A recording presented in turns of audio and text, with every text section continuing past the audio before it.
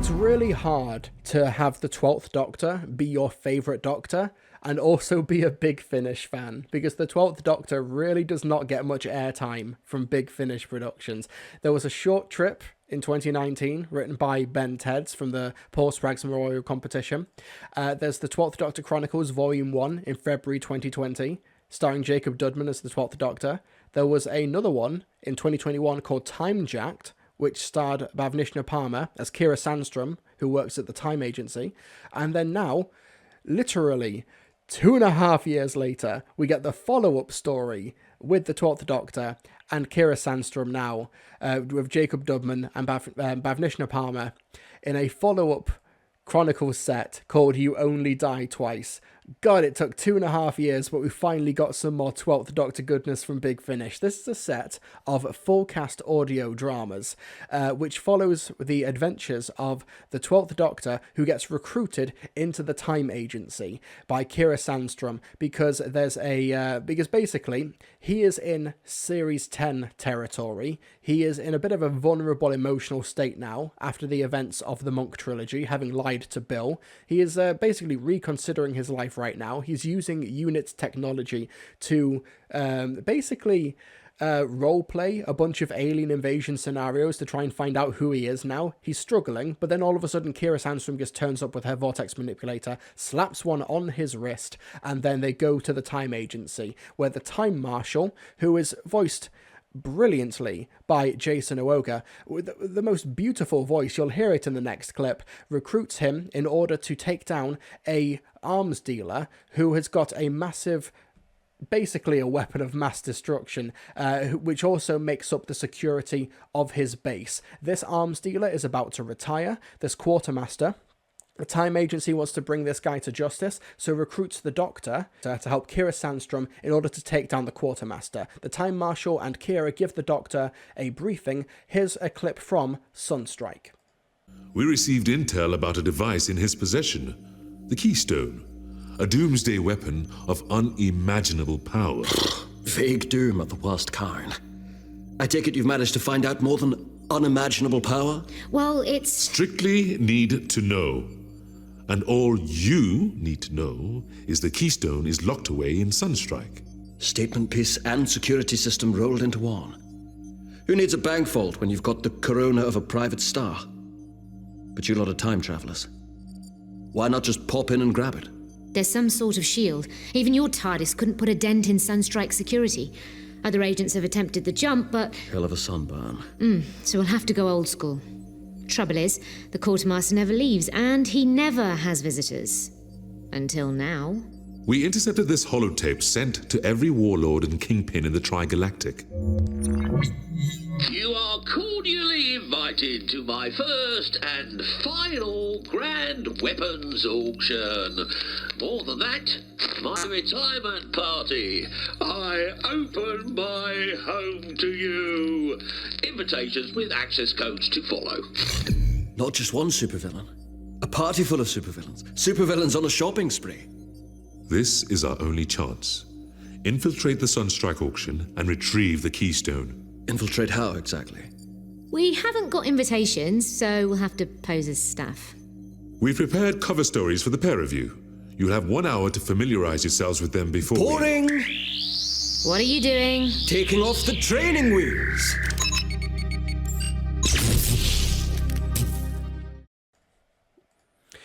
Now, we'll talk about the stories in a minute, but we need to talk about Jacob Dudman's Capaldi. I don't think it's a pitch-perfect impression like his Matt Smith one, but it is still a fully embodied performance. I do think he gets the mannerisms of Capaldi's Doctor, perfectly, fine-tuned. I think that the way that he structures his sentences, the intonation, and just the rhythm of him talking is completely pitch-perfect. And honestly, halfway through this box set, I was just forgetting that it was an impression, and I just heard the 12th Twelfth Doctor. Jacob Dubman is such a talented person, such an absolutely talented chap, able to do the 9th, 10th, 11th, and 12th Doctor. He also does a really mean Pertwee as well. I've heard the clips, but yeah, so yeah, Jacob Dubman is terrific as the 12th Doctor throughout this box set. If we're not able to get Peter Capaldi proper doing this, Jacob Dubman is a very, very capable replacement for him. Really, really strong performance overall. Even if you don't think it's a perfect impression, I still think he's got the character down, because he's essentially taken on this journey with Kira Sandstrom, who is played brilliantly with Bhavnishna Palmer as somebody who kind of knows that the Time Agency is not a very good organization to work for. There's not much of a retirement plan when you're working at the Time Agency, but still, she's naive enough to think that she can get away with it, but she's secure enough that she knows that she's not doing. She's not going to be thriving in this organization anytime soon, but she brings the Doctor in order to take down the Quartermaster, and there's some really great scenes early on of the Doctor just essentially hijacking the mission, because he is a member of the Time Agency now. He is a time agent, but he just wants to play things his way, and there's some really great scenes where he just leans into pretending to be a villain, because the Quartermaster is holding an auction for all of his weapons, some temporal weapons, in his Sunstrike home, in his munitions factory essentially as well. And the Doctor is like, okay, we need to blend in. Hi, I'm Dr. Destructo. Oh, let's commit a genocide before breakfast. Oh, my CV, it stands for comically villainous. Like, it's there's some really, really great stuff. I don't know if that was the exact line for the CV, but it's that sentiment. It's really, really effective. And Kira, who's not quite up for this level of deception, she pairs up with a villain called Camilla, who's played by Claire Corbett, who is this, like, pampered villain who, like, inherits Daddy's empire, but ends up killing Daddy because that's what villains do. And it's a really funny dynamic, and Claire Corbett just completely, like, leans into it. It's such a fun go-for-broke performance that's so memorable, and the dynamic between her and Kira and her and the Doctor is so fun. The bodyguards are a really fun concept as well, these security guards with no faces, and the way that manifests over the course of the story and is able to sort of, like, challenge the Doctor where he currently is at this point in the 12th Doctor's lifespan was really effectively done. I wasn't quite expecting that. Now, Georgia Cook is a really good writer when it comes to the historicals. Like, she's written some really great horror mood pieces, particularly for the 11th Doctor Chronicles, some really good horror stuff there. And it's really good to see her adapt so effectively to espionage James Bond spy thriller. I think that she makes the change in genre and tone quite admirably. But it's clear that the character stuff is where her heart is really into it. I think that there's some, like, fun allusions to, like, spy stuff, but really it's more just for the interesting, like, setting, the characters, and the unfolding story, as opposed to the allusions to James Bond and espionage thrillers and things like that. It's a really well handled and well written story that does challenge the Doctor as it goes along in fun ways, but also, like, strong character revealing ways as well. I really liked this opener. I really liked Sunstrike. I thought that the Quartermaster as well, played by Robert Dawes, was one of those characters who you really love to hate. So that's the type of villain that really excels in a setting like this, sort of like weird bonkers, part Douglas Adams sci-fi as well. It still feels like uniquely Doctor Who. It doesn't completely descend into parody, but there is that the moment of dry humor and gallows humor that Georgia Cook is really good and excels at really effectively. And like I said, the Time Marshal as well is a great recurring villain over the course of the box set. Just that wonderful voice as well. Jason Nwoga's so good in this. I hope he does more Big Finish. He's got such a great voice. Anyway, the next story is brought to us from Ben Teds. It's called Never the End Is, and if you recognise the name Ben Teds, it's because he won the Paul Sprague's Memorial Competition with a 12th Doctor story in 2019 for his story, The Best Laid Plans, and now he's writing for the 12th Doctor Chronicles for Big Finish. This is a historical, and one thing I loved about this, it's a time loop story, but you go to the plot description and it said, and this is how it reads: come to collect. Every day, pilgrims seek absolution at the Basilica of Marizel, like the painter who sees impossible things, or the stranger who remembers people she's never met, or the time agents trapped in the town that time forgot. But Christoph Haseman will have no absolution. Once he made a deal, and at last the devil has come to collect every day.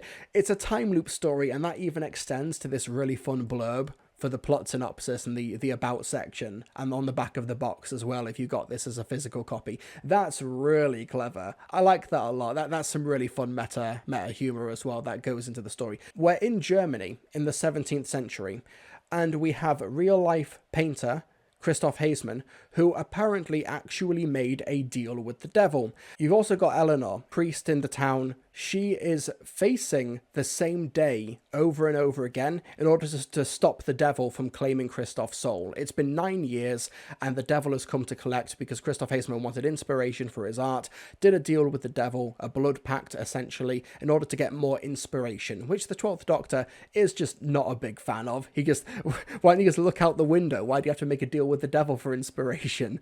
Very 12th Doctor. I like how all of these writers, Georgia Cook, Ben Teds, and Theo as well, they really got the voice of the 12th Doctor down pat. You can tell that these are writers who have the 12th Doctor, like specifically, holding a special place in their hearts. But anyway, let's play a clip from Never the End Is.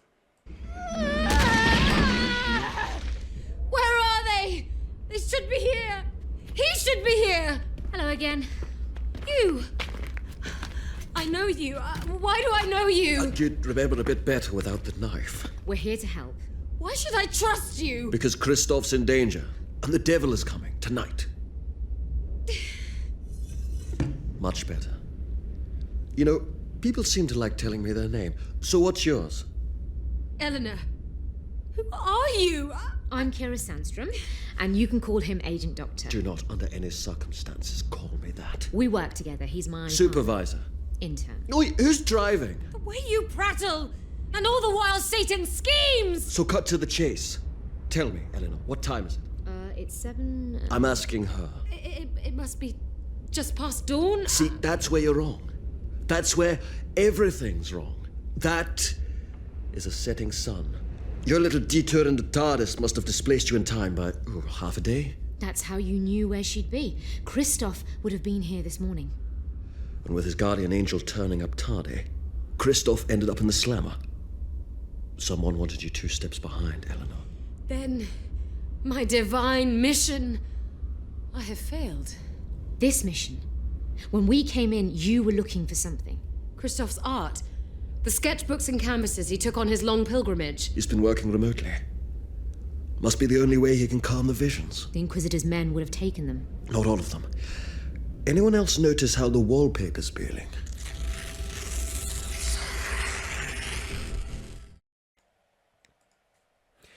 So this story's got a really fun, like, time loop conceit in a way that I've never quite seen it applied before, where the Doctor and Kira essentially land several months and several years into a time loop that has already been well established, and the characters aren't aware that they're in a time loop until they turn up and point everything out, and then all of a sudden, oh great, now we're at the very end, this is the last day of the time loop, the chase is on, the game is afoot, we need to, like, deal with this now, and it seems like this character, Christoph, has actually made a deal with the devil, so it's the 12th Doctor having to fight against the actual devil, which is always a lot of fun, which I always think is a very fitting villain for the Doctor to face, the actual devil, and the way that it pans out at the end as well. It's a really effective story for Eleanor as well, played by Georgina Beadle, who you heard in the clip there. How, like, her arc, how she... I kind of have to be vague because there's so many, like, spoilers there, especially the ones that lead into the concluding chapter of this box set. But, you know, she really gets put through the ringer in this story, and I think that Georgina Beadle's performance is quite exceptional. It's a really, really strong cast overall, but her performance was a real proper standout. There's some really great set pieces as well, where the Doctor and Kira are about to be executed, and they think that the the TARDIS, the police box, is like an omen from the devil, so they cast it out to sea, and the 12th Doctor has to go and get it. It's a really cool set piece, and in the behind-the-scenes interviews, Ben Ted says that that set piece was the very first thing that he wrote for this story, and then the rest of it sort of like panned out from there. And you can kind of see it. It is kind of like the nexus point that the whole of the story hinges on, like that set piece. It's a really fun one as well, very effectively done.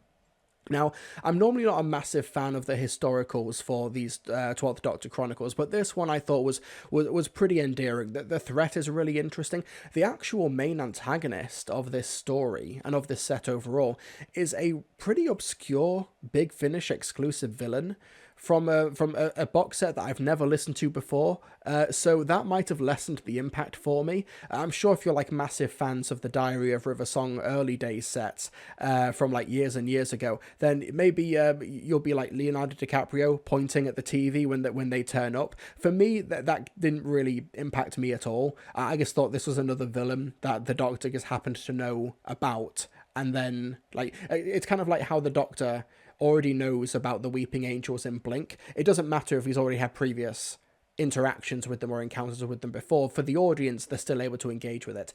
For me, I thought it was an interesting threat, an interesting villain in the end that I can't really talk too much about because of spoilers. I thought the time travel conceit was really novel. I thought that the dialogue was really strong for this setting as well. Cast were really, really great overall. Lisa Bauman, who directed all these stories, did a really great job with her cast as well. This was a strong middle chapter, but it is a middle chapter as well, because this leads into a cliffhanger ending for the concluding chapter of this box set, You Only Die Twice by Theo Treathaway. This time, it's personal. And that's the plot synopsis. It doesn't give anything away in the plot synopsis. It doesn't really give anything away in the trailer for this concluding chapter. So I'm going to keep it super spoiler-free for the most part in terms of what actually happens and the plot of the story. Because, like I said, there's a big twist. There's a big twist cliffhanger.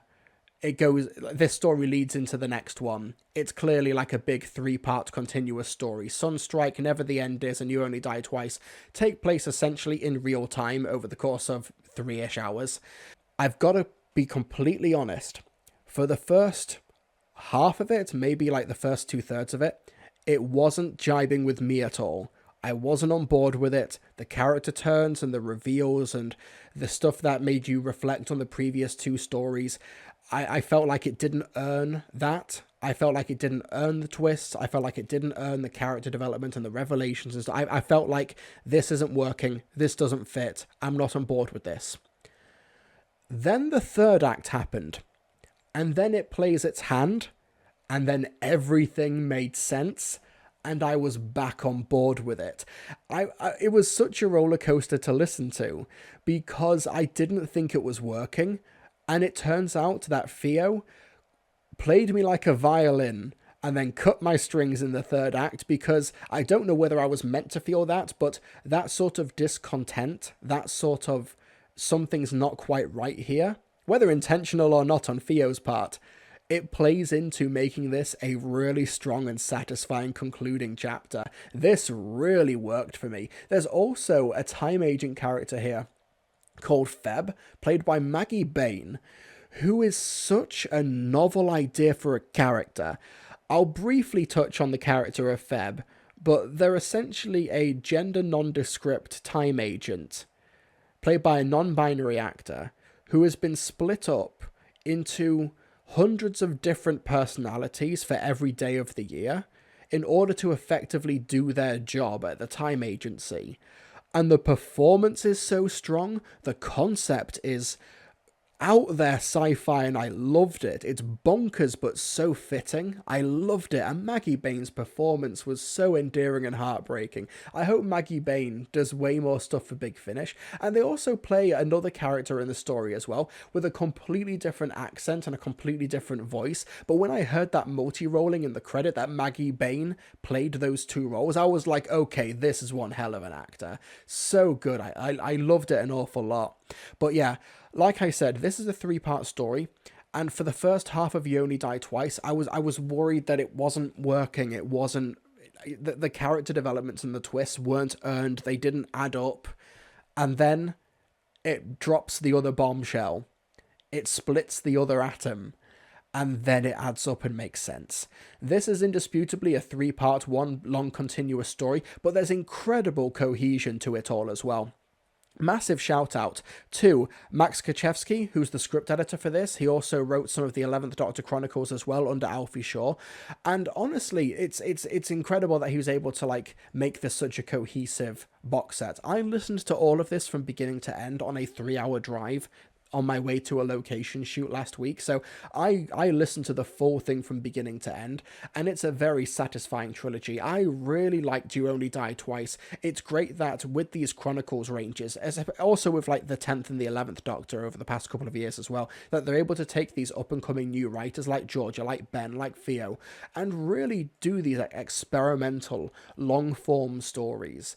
I really admire the chutzpah of it, and also for Alfie Shaw, who's like the producer of these ranges as well, for assembling such a crack team. You know, they were framed for a crime they didn't commit. Now, fugitives from the law, they are the new A-team. No, I think that this is a really great team of writers who clearly passionately love the 12th Doctor with every fibre of their beings, and that reflects in the stories as well. This is a really strong box set.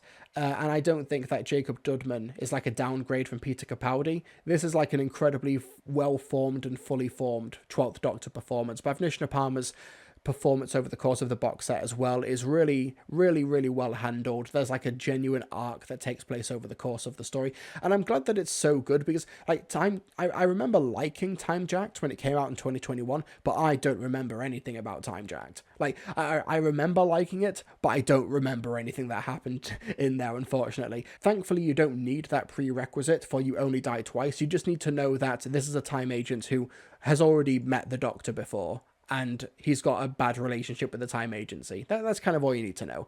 Yeah, this is really good. Yeah, highly recommend this one.